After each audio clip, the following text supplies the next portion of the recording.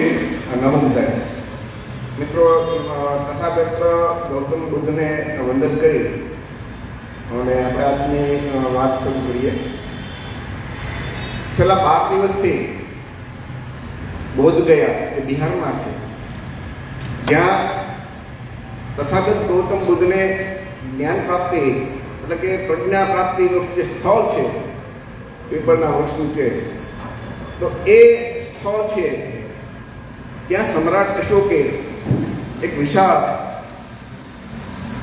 એ સમયમાં વિહાર કહીએ તો એ મંદિર બનાવેલું, જેને બૌદ્ધ મંદિર તરીકે ઓળખાય છે. તો એ સમયે સમ્રાટ અશોકના સમયે આપ સૌ જાણો છો કે આખું ભારત બૌદ્ધમય બની ગયું છે.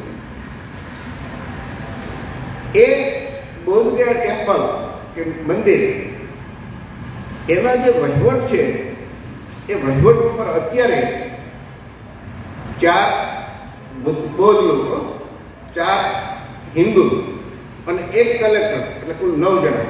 અને કલેક્ટર છે એ ફરજિયાત હિન્દુ એટલે કે બ્રાહ્મણ. એટલે બહુમતી હંમેશા હિન્દુઓની રહે.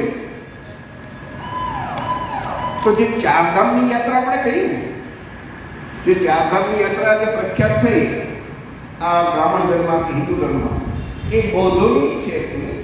બૌદ્ધ લોકોની જે 4 ધામ હતા એના ઉપરથી આપણે 4 ધામ બનાવ્યા. આપ સૌ જાણો છો એ પેલા કે લુંબિની છે કે ગૌતમ બુદ્ધનું જન્મસ્થાન છે. બૌદ્ધ ગયા બિહારમાં છે, જ્ઞાન પ્રાપ્તિ સ્થાન.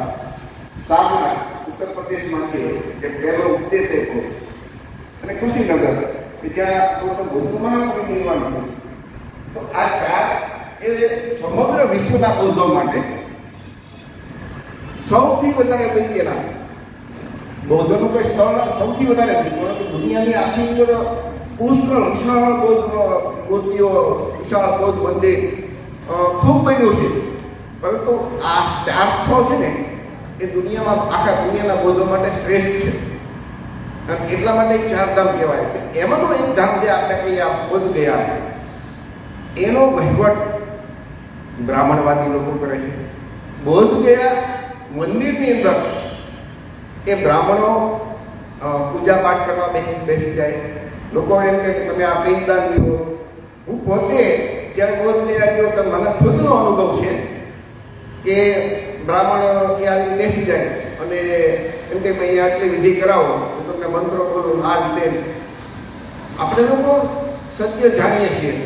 એટલે મેં એમને કીધું કે તમે લોકો અહીંયા શા માટે અંદર? તો મેં કીધું મારે બહુ જોવું છે, તમારે અહીંયા બેસી તમારે અહીં ન કરવાનું હોય. તો એ કરી ઊભો રહી બ્રાહ્મણ. પરંતુ ત્યાં જે લોકો આવે છે આખા દેશમાંથી કે વિદેશમાંથી ફરવા, એ લોકો મોટાભાગને કોઈ વિરોધ નથી કરતા અને કોઈ વિધિ કરાવી નાખે. કે ઘણા લોકો ફરવાના એ નથી કરતા હોય, જે પ્યોર હિન્દુ છે એ પણ ત્યાં આવતા હોય છે. મુસ્લિમ લોકો, ક્રિશ્ચિયન બધા જોવા માટે દુનિયામાં પ્રખ્યાત સ્થળ છે એટલે બધા આવતા હોય છે. બુદ્ધની મૂર્તિઓનું બ્રાહ્મણીકરણ કરી નાખ્યું. ગઈકાલે માનની વિલાસ ખરા એ સાયચરની જે છે એમની સાથે નેશનલ વર્લ્ડ ચેનલ ઉપર એનું આખું હિસ્ટ્રી એને આપ્યું. અને ત્યાં એક મહત્વ કોઠી છે કે જે સમ્રાટ અશોક જ્યારે ત્યાં આવતા ત્યારે એનો રહેવા માટેનો મહેલ જેવું છે.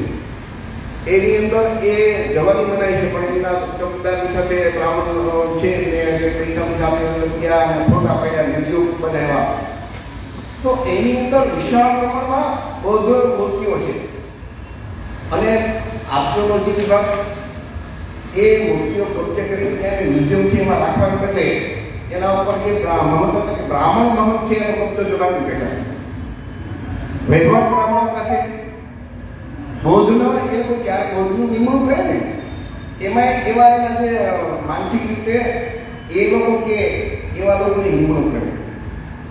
જે બાબા સાહેબના ચુસ્ત અનુયાયી છે અથવા તો બાબા સાહેબ જે બૌદ્ધ ધર્મ આપ્યો એમની વાત અથવા તો એમનું આચરણ કરવાવાળા જે બૌદ્ધ ભિક્ષુઓ છે, દાખલા તરીકે આપણે બંને કરુણાશીલ રાહુલ છે, તો એ તમે જોજો એ બાબા સાહેબે જે બૌદ્ધ ધર્મની વાત કરી એ વાત કરશે.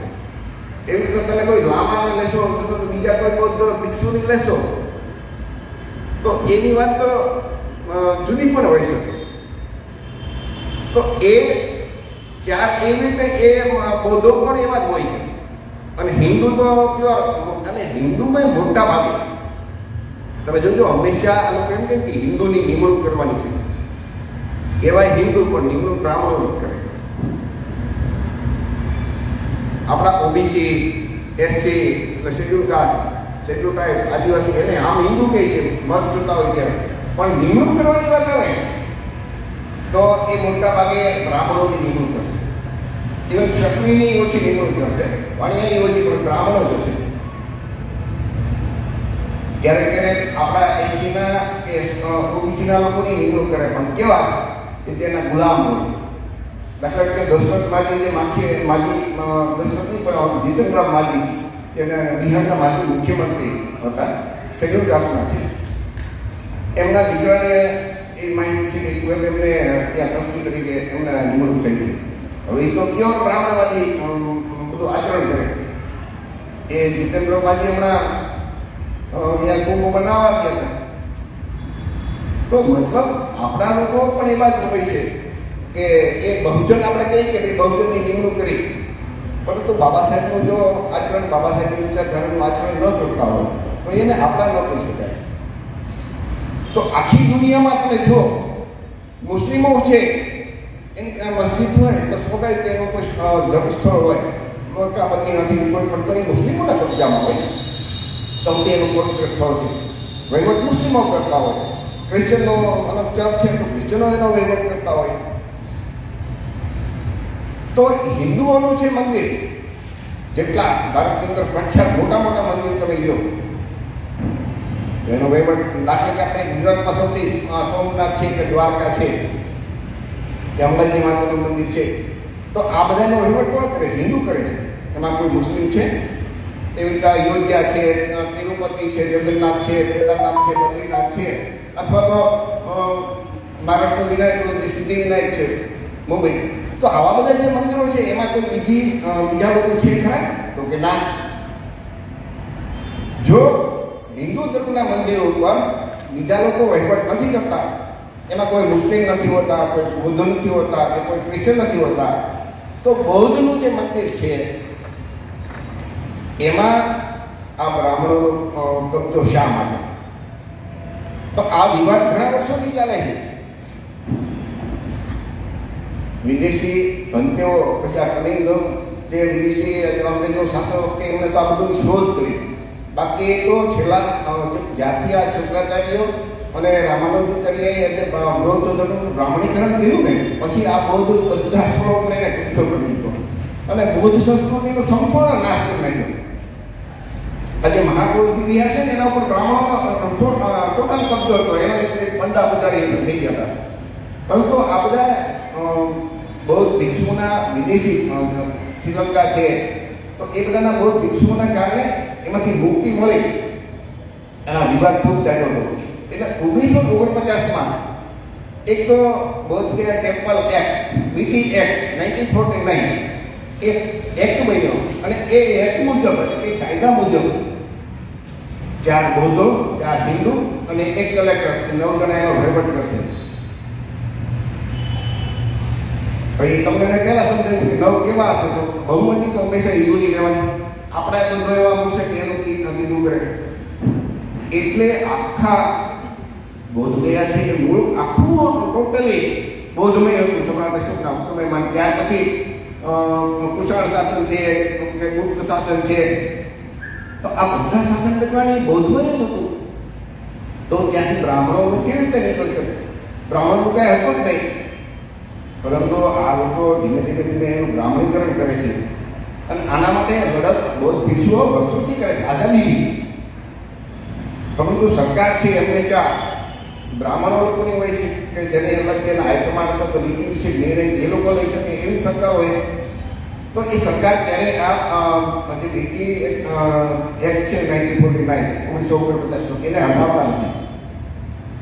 આપણા લોકો હાઈકોર્ટમાં જાય, સુપ્રીમ કોર્ટમાં જાય, તો કોર્ટમાં બ્રાહ્મણો બેઠા છે, એ પણ સાંભળતા નથી. આપણું બંધારણ લાગુ છે 26 જાન્યુઆરી 1950. 26 જાન્યુઆરી 1950 આપણે બંધારણ લાગુ થયું અને બંધારણ મુજબ દેશ ચાલે છે.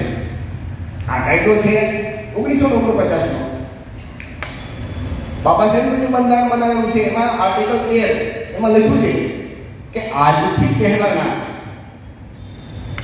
તમામ કાયદાઓ જે કોઈ પણ વ્યક્તિના મૂળભૂત અધિકારની વિરુદ્ધની વાત કરતા હોય એ આજથી રદબાતલ થશે.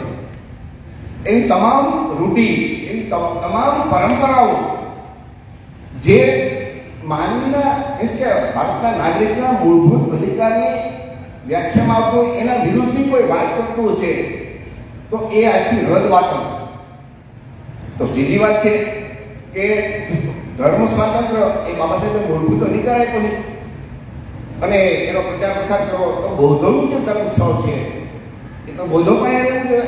એકચ્યુઅલી એ આર્ટિકલ 13 મુજબ નીકળી જવું જોઈએ અને જ્યાં જ્યાં જે ધર્મની અંદર વર્ષો જૂની માન્યતા હોય, ધાર્મિક ગ્રંથો હોય કે જેમાં અન્યાય, અત્યાચાર, ભેદભાવની વાત લખી છે એ બધા ધાર્મિક ગ્રંથો કે રૂઢિઓ કે માન્યતા એ ખતમ થવી જોઈએ.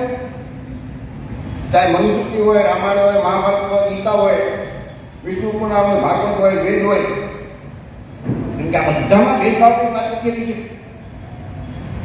પરંતુ આઝાદીથી આજ સુધી શાસન આપણા હાથમાં રહ્યું નથી. એસટી, એસટી, ઓબીસી કે આપણે બૌદ્ધ સમાજની એ હંમેશા એ લોકો પાસે છે. તમે બંધારણનો અમલ નથી કરતા અને આજની તારીખે તમે જુઓ તો દેશના 4 હિન્દુ ધર્મના સર્વોચ્ચ વડા છે શંકરાચાર્ય. એ તો એમ જ કહી છે કે વર્ણ વ્યવસ્થા જરૂરી છે, જાતિ વ્યવસ્થા જરૂરી છે. ઓન રેકોર્ડ યુટ્યુબમાં તમને વિડીયો શંકરાચાર્યને જોવા મળશે. મતલબ બંધારણમાં જે સમાનતાની વાત લખી છે એની વિરુદ્ધમાં ખુલ્લેઆમ બોલે છે. છતાં કોઈ સરકાર કે કોઈ કોર્ટ એનું સંજ્ઞા નથી લેતા, એનું ધ્યાનમાં નથી લેતા. શા માટે? કેમ કે સરકાર એની છે. અયોધ્યા ટેમ્પલ જે રામ મંદિરની મૂર્તિ મુકાની એની અંદર ભગવાન રામની મૂર્તિ છે. એની સાથે વિષ્ણુના જે 9 અવતાર અને 10 અવતારની જે વાર્તા એ લોકો લખી છે એમાં ભગવાન બુદ્ધ એ અયોધ્યા મંદિરમાં તમે જાઓ, કોઈ ગયા હોય તો અથવા તો તમે યુટ્યુબમાં જોજો કે ગૂગલમાં જોજો તો ભગવાન બુદ્ધ પણ છે એમાં. વિષ્ણુના 9મા અવતાર તરીકે, ત્યાર પછી કોઈ અવતાર થયો નથી. તો ભગવાન બુદ્ધની મૂર્તિ મૂકી પણ બુદ્ધની એક પણ બૌદ્ધ એ અયોધ્યાનું જે ટ્રસ્ટ બન્યું છે એમાં એક પણ બૌદ્ધ નથી. અને આપણા જે બૌદ્ધ વિહાર છે, બૌદ્ધ મંદિર છે એમાં એ લોકો કબજો છોડવો નથી. ઘણા સમયથી આંદોલન ચાલે છે. અત્યારે આ લોકો છેલ્લે અત્યારે 10-11-12મો દિવસ છે. આજની તારીખે એ બિહાર સરકાર એની નોંધ નથી લીધી, કોઈ એની સાથે વાત કરવા નથી આવતી. કેમ કે નીતિશ કુમાર છે એના બિહારના મુખ્યમંત્રી તો શૂદ્ર વર્ણના છે, ઓબીસી છે, એને હિન્દુ ધર્મમાં નીચ નાલાયક હલકા વર્ણના ગણે છે. પરંતુ એ ભાજપ સાથે એના સાથે જોડાયેલા છે તો કેન્દ્ર સરકાર એના પર કોઈ દિવસ દબાણ નથી કરતી. અને હિન્દુ બહુમતી છે એ દૂર કરવા માટે અથવા તો આ બીજી એક 1949 આજે જે અનશન છે ને, ઉપવાસ આંદોલન, આપણા ઉપવાસ આંદોલન, એના 3 મુખ્ય મુદ્દા. આ બીટી એક્ટ 1949 એટલે કે બૌદ્ધ ગયા ટેમ્પલ એક્ટ કાયદો 1949 એ રદ કર્યો. પહેલી વાત સંપૂર્ણ કબજો બૌદ્ધોને સોંપી દો. બધું નિર્ણય બૌદ્ધો પાસે. બ્રાહ્મણો જેટલામાં ટ્રસ્ટી ટૂંકમાં બ્રાહ્મણોનો કબજો બ્રાહ્મણ મુક્ત કરો. આમ જોઈએ તો 2 જ મુદ્દા છે કે બ્રાહ્મણ મુક્ત કરો, બીટી એક્ટ 1949 એ નીકળી જાય અને પછી બધું એમ કે બૌદ્ધો તમે લોકો સંચાલન કરજો. બહુ વ્યાજબી માંગણી છે આપણી લોકોની, પણ સરકાર નથી જાણતી. દેશના તમામ એસસી, એસટી, ઓબીસી જે આજે શૂદ્રવર્ણમાં હિન્દુ ધર્મ મુજબ ગણાય, પોતાને હિન્દુ માનતા હોય, તો એ લોકોની ધરોહર છે. આ બિહારની અંદર બૌદ્ધોની સંખ્યા થોડી ઓછી છે, પણ ડૉક્ટર બાબા સાહેબને આંબેડકરને માનવાવાળા તો ઘણા છે ને. રામવિલાસ પાસવાન હતા, એમ દીકરો અત્યારે ચિરાગ છે, ચિરાગ પાસવાન, બધા શેડ્યુલ કાસ્ટના છે. એની પુષ્કળ સંસદ સભ્યો છે, ધારાસભ્યો છે, વિશાળ ફોલોઅર છે.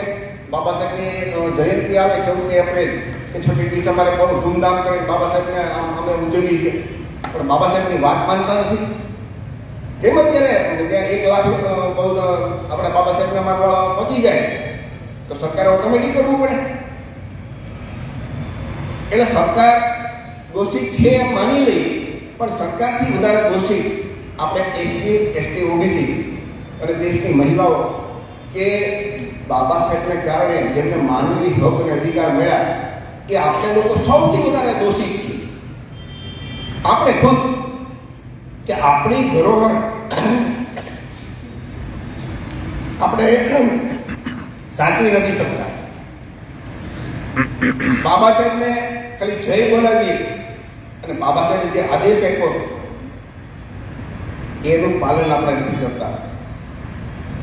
વિચાર તો કરો.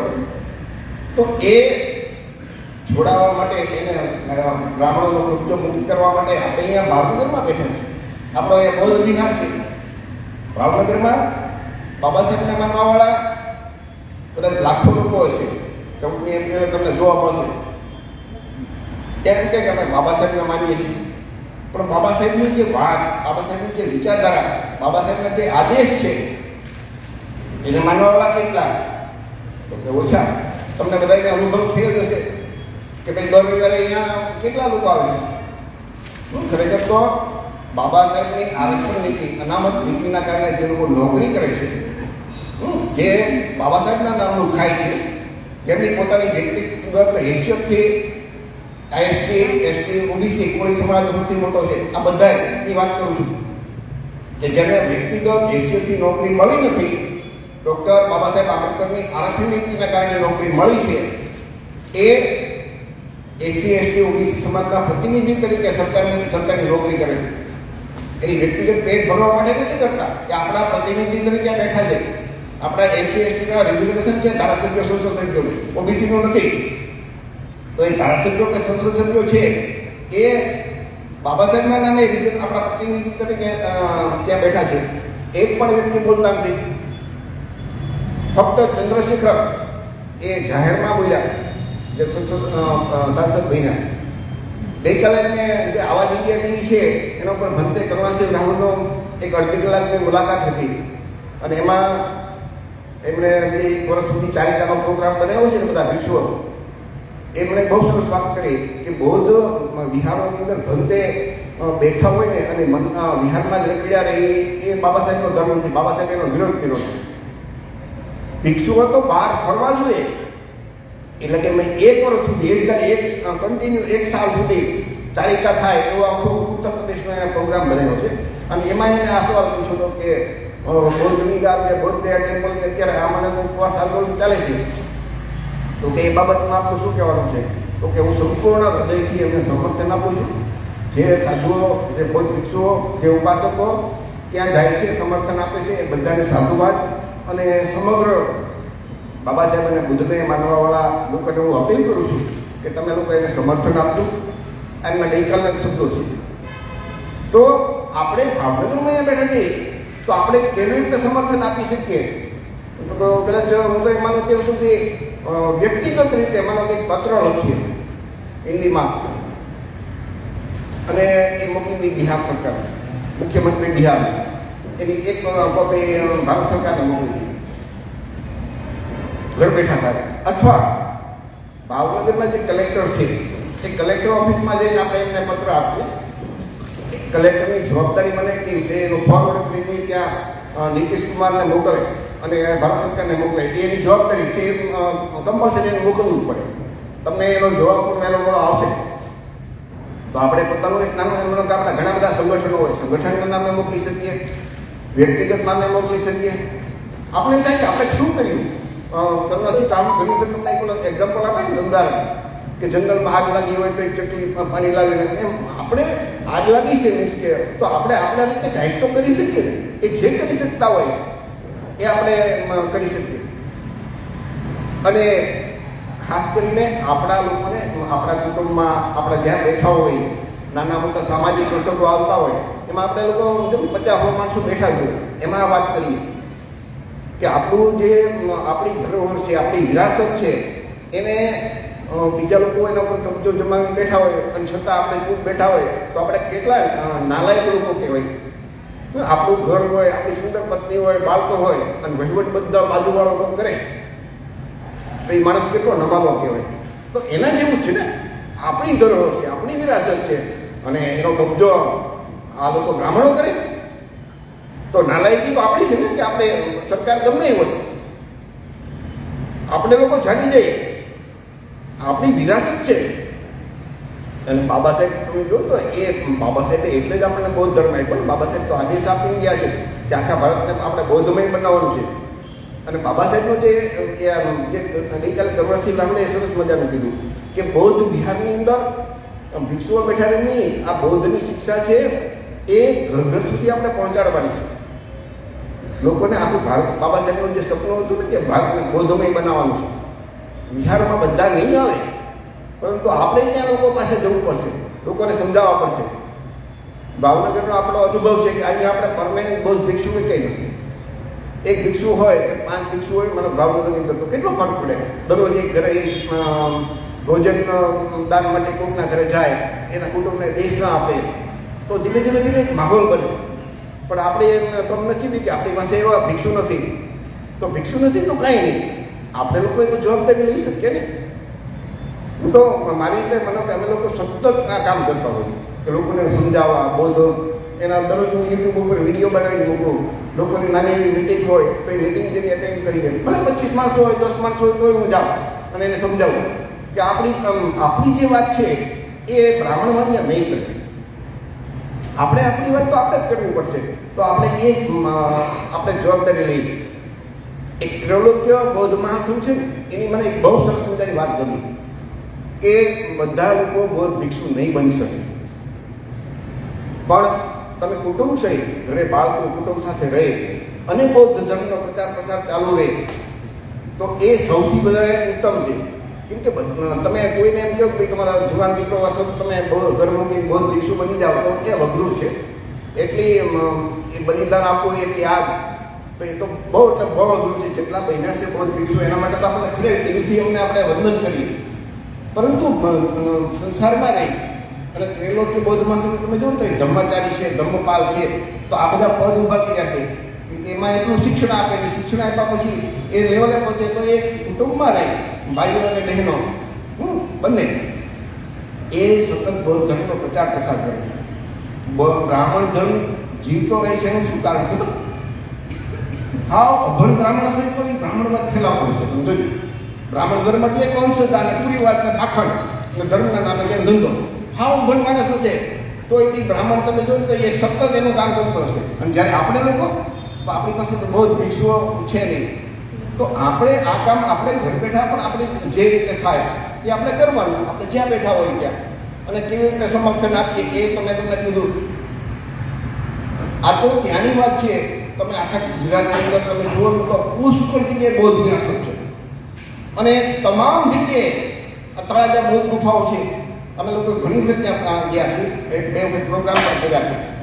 તમે જોયું તો આપણા SC ST OBCના કેટલા લોકો બૌદ્ધ ગુફાઓ, અહીંથી આપણે હરિદ્વાર જશું, મથુરા જશું ને આમ જશું તેમ જશું, પણ તળાજા બૌદ્ધ ગુફાઓ છે, આપણી વિરાસત છે, આપણો વારસો છે, ત્યાં નહીં જવાનું. એ તમે જોવો ને ત્યાં તમને થાય કે 2000 વર્ષ પહેલાં કેટલું બધું આપણો આ હોલ છે ને એ તો નાનો છે. એક સાથે 500 માણસ બેસી શકે એવો હોલ, એમાં એક પણ પિલર રહે. અથક કોતરીને એની ગુફાઓ બનાવેલી છે, પુષ્કળ ગુફાઓ છે, પણ 2-3 ગુફાઓ તો બહુ મોટી છે. તો એ તળાજામાં 2000 વર્ષ પહેલાં બની તો ત્યાં આજુબાજુ રહેવાવાળા બૌદ્ધ લોકો જ હશે ને, સીધી વાત છે. એમનામ તો બને નહીં. મુસલમાન રહેતા હોય તો એ ન બને, ક્રિશ્ચિયન કે હિન્દુ રહેતા હોય તો ન બને. તો આપણા પૂર્વજો 100% બૌદ્ધ હતા અને એ ઇતિહાસ ભારતનો છે કે ભારતમાં ક્યારેય વૈદિક યુગ આવ્યો નથી. કોઈ ચાણક્ય નામનો કોઈ માણસ પ્રાણી જન્મ્યો નથી. 5000 છેલ્લા 5000 વર્ષનો જે ભારતનો ઇતિહાસ છે એમાં પહેલા 4000 વર્ષ એ સમણ સંસ્કૃતિ. તમે જો તો ગૌતમ બુદ્ધ છે, 28માં બુદ્ધ છે, એના પહેલા 27 બુદ્ધ થઈ ગયા અને એના આર્કિયોલોજી વિભાગના પુરાતત્વ વિભાગના પુરાવા મળ્યા છે વિદેશી યાત્રી વેરસર ફાઈયાન આપણે એનું લખી ગયા છે.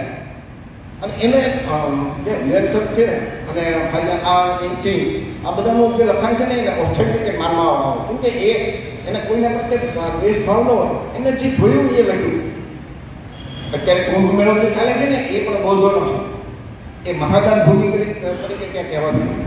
જે બૌદ્ધ રાજાઓ છે, બૌદ્ધ વેપારીઓ હતા, એ ત્યાં દાન આપતા અને ભેગા થતા.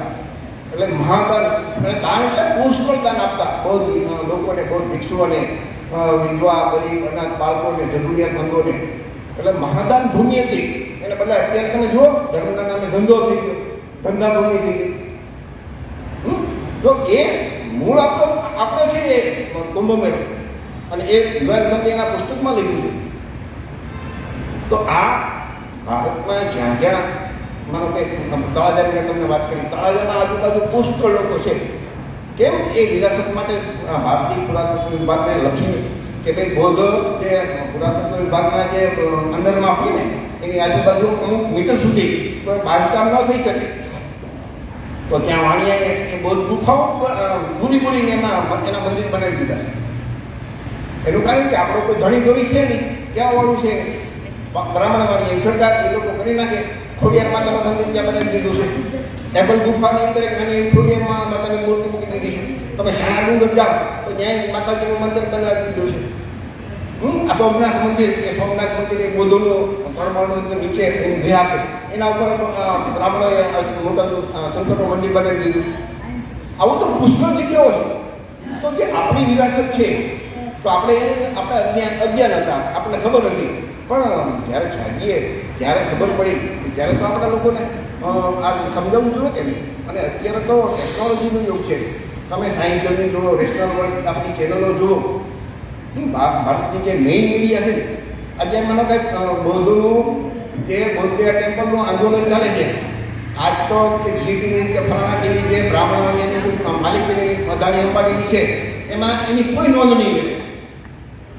પણ આપણી જેટલી ચેનલો છે, નેશનલ ડોક્ટરથી માંડીને ટૂંકમાં જે કાંઈ આપણી ચેનલ છે, અમદાવાદ ટીવીથી માંડીને આ બધું, એમાં સતત એનો વાત આવતી છે. આજે ભેસર વર્લ્ડ ચેનલ એના ઉપર પણ એ સતત એની વાત આવે છે. રિયાલિસ્ટ આઝાદ છે, લોકનાયક છે, હ્યુમન બીટ સાયન્સ છે, આ બધી ચેનલો.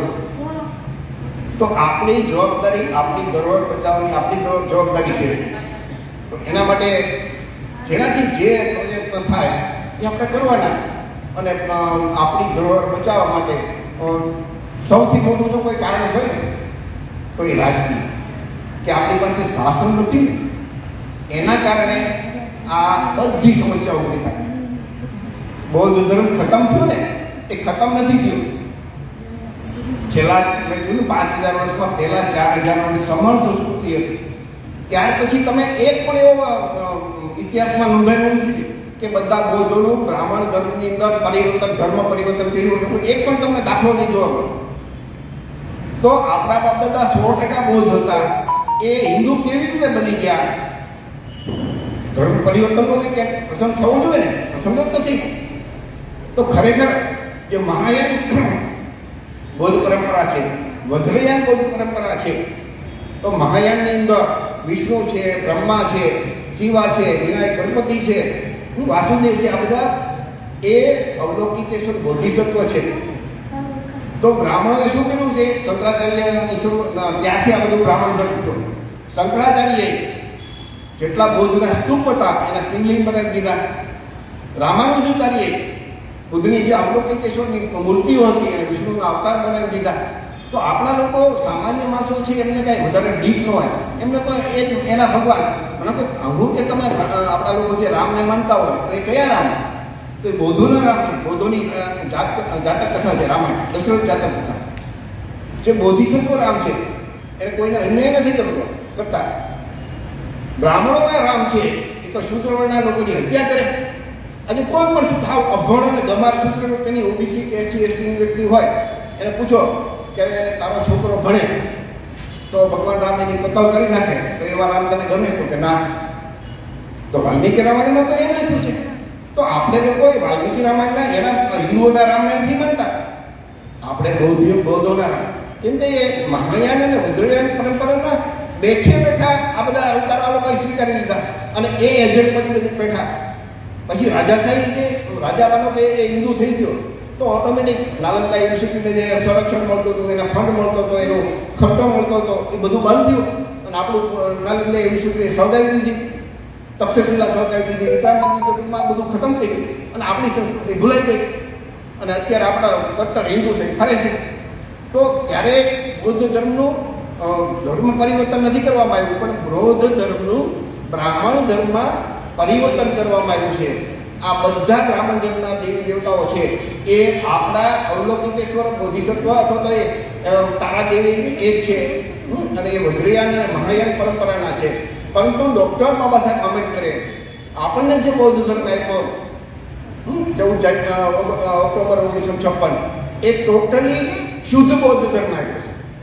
મહાયાન વજ્રયાન નહીં, પણ મૂળ બૌદ્ધિક ગૌતમ બુદ્ધ જે વાત કરી હતી કે એમાં કોઈ ઈશ્વર નહીં, કોઈ દેવી દેવતા નહીં, કોઈ આગલો જન્મ નહીં, કોઈ પૂર્વજન્મ. કેમ કે મહાયાન અને વજ્રયાન પરંપરામાં ચમત્કારની બધી વાતો આવી ગઈ છે. આ બધી વાતો એ પરંપરામાં આવી ગઈ છે. અને ગયા જન્મની વાત હોય, આવતા જન્મની વાત હોય, પાપ ને પુણ્યની વાત હોય, ત્યારે બાબા સાહેબે જે આપણને બૌદ્ધ ધર્મ આપ્યો છે અને આપણે બધાને જે માનવી હકોના અધિકાર મળ્યા છે બાબા સાહેબના કારણે મળ્યા છે. એટલે આપણે બાબા સાહેબે બનાવેલો જે બૌદ્ધ ધર્મ છે, બૌદ્ધ ધર્મની બાબા સાહેબે જ્યારે વાત કરી તો ઘણા તો બૌદ્ધ ભિક્ષુ અને બાબા સાહેબને એને વાંધો પડ્યો કે તમે આવો સુધારો કરી ન કરી શકો. એટલે બાબા સાહેબે સીધી વાત છે, બાબા સાહેબે થોડું એવું કોઈને એ બધા અભણ લોકોનું માને. બાબા સાહેબે શુદ્ધ બૌદ્ધ ધર્મ આપ્યો છે અને એટલે જ એના ભગવાન બુદ્ધાયન ધર્મ. અને છતાં એ બુદ્ધાયન ધર્મની અંદર પણ તમને જો કોઈ એ વસ્તુ લાગે કે આ વૈજ્ઞાનિક નથી, આ કુદરતના નિયમની વિરુદ્ધની વાત છે અને માનવ સમાજને કલ્યાણકારી નથી, તો નહીં માનવાનું. કેમ કે ગૌતમ બુદ્ધે સ્પષ્ટ કીધું છે કે બૌદ્ધ ધર્મની અંદર કોઈ લખેલી તમે સાંભળેલી કે કોઈ ગુરુએ કીધું કે કોઈ બાબાએ કીધું કે કોઈ બુદ્ધનો કે મારી જેવા આવી કે તમને કહી દીધું કે મેં ખૂબ જ્ઞાની છું એમ કંઈક બૌદ્ધ ધર્મનું નામ છે, એ વાત માનતા નહીં. ખુદ તમે તમારા દીપક બનો. જે વાત સમગ્ર માનવ સમાજ માટે કલ્યાણકારી હોય અને દરેક જીવ પ્રત્યે દયા, પ્રેમ અને કરુણાની વાત હોય, શીલ અને સંસ્કારના આચરણની વાત હોય, એવી વાત માનજો. એમાં તમને કોઈ પુનર્જન્મ નહીં. એટલે જ ગૌતમ બુદ્ધે જે આપણો ધર્મ છે ને દુનિયાનો શ્રેષ્ઠ વૈજ્ઞાનિક ધર્મ કહેવાય છે. તેમાં પુસ્તકમાં લખેલું વાંચવું નથી માનવામાં આવતું, તમારી બુદ્ધિથી તમારે વિચારવાનું કે આ યોગ્ય છે. તો તર્કશીલ જેટલી વ્યક્તિઓ છે એને તરત સમજાય છે. જે લોકો તર્ક નથી કરી શકતા એને નહીં સમજાય. પણ આપણા સમાજમાં આપણામાંથી બુદ્ધિશાળી લોકો તો હોય કે નહીં, એ તર્કશીલ લોકોની આપણી જવાબદારી છે કે જ્યાં જ્યાં બૌદ્ધ ધર્મના નામે પણ ખોટું થતું હોય તો આપણે એને અટકાવી શકીએ. બૌદ્ધ ધર્મના નામે અત્યારે ભિક્ષુઓ કર્મકાંડ કરવા માંડ્યા છે, યજ્ઞ કરાવે, હવન કરાવે, એ આપણે અટકાવી શકીએ. તો ફરીથી આપણી જે વિરાસત છે બૌદ્ધ ગયા ટેમ્પલ એને આપણે સમર્થન આપીએ છીએ અને જે કાંઈ આપણાથી થઈ શકે સમર્થન આપવા માટે આપણે પત્ર લખશું કલેક્ટરને પણ સંગઠનના નામે. ભલે રેલી કરીને નહીં જઈ પણ ત્યાં જઈને ત્યાં ઇન્વર્ટ તો કરાવી શકીએ ને. ઇન્વર્ટ કરાવીશું એટલે એ જશે જ.